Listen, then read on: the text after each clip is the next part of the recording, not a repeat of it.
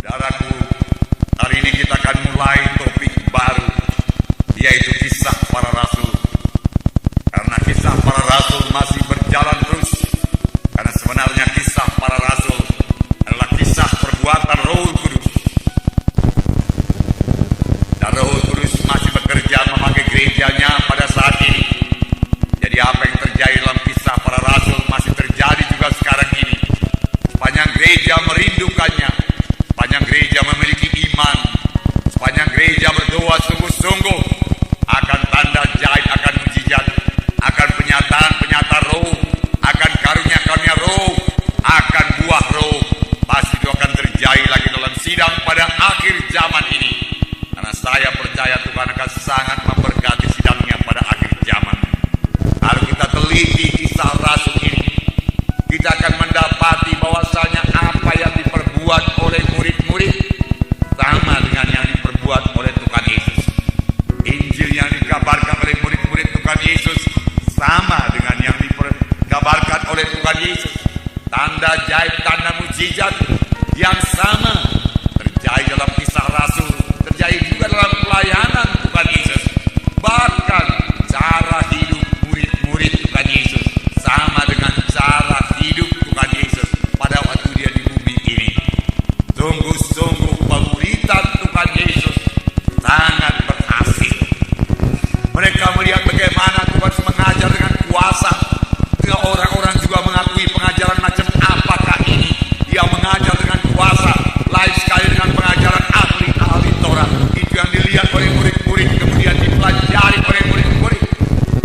Kemudian pada suatu waktu ketika Yesus hampir naik ke sorga, saudaraku, murid-murid tidak sanggup mengusirkan roh sawan dari seorang anak yang dibawa oleh bapaknya kepada Yesus.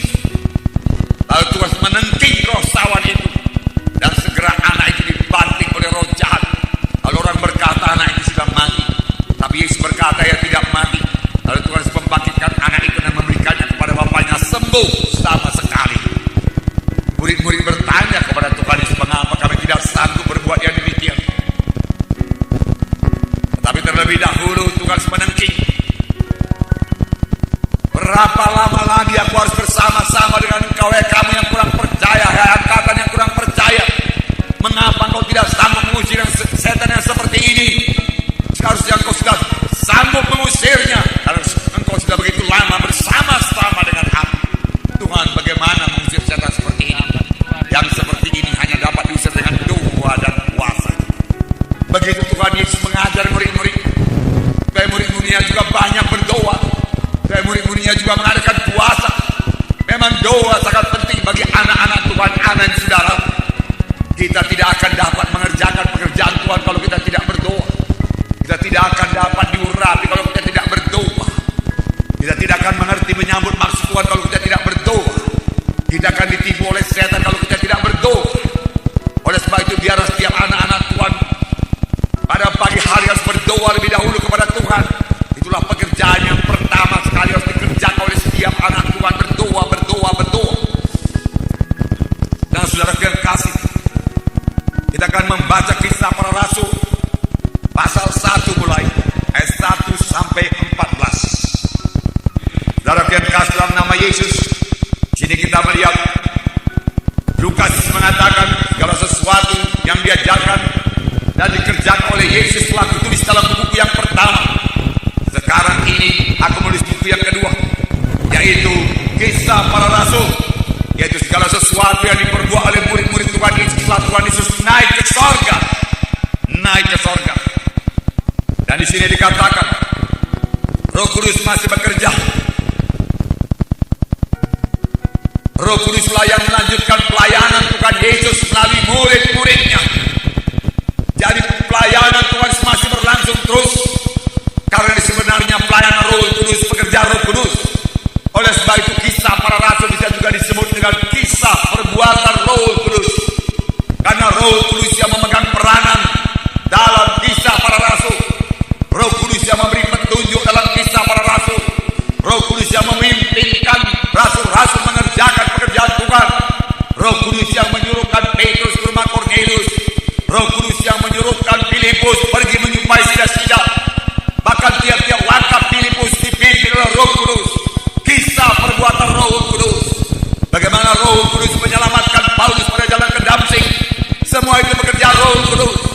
Bagaimana Roh Kudus banyak kali berbicara kepada Paulus, pekerjaan Roh Kudus, pekerjaan Roh Kudus.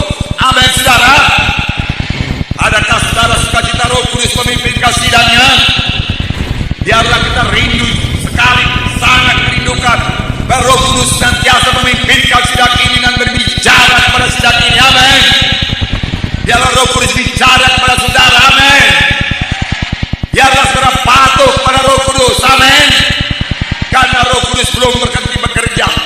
Maka Roh Kudus mencari hati yang terbuka, telinga yang terbuka, hati yang patuh, hati yang tidak menuruti kehendak sendiri. Seluruh hidup yang diserahkan kepada Tuhan untuk melaksanakan kehendak Tuhan, bukan melaksanakan kehendak diri sendiri. Maka Roh Kudus akan bicara kepadanya dan mengajarkan kepadanya banyak perkara. Amin. Haleluya.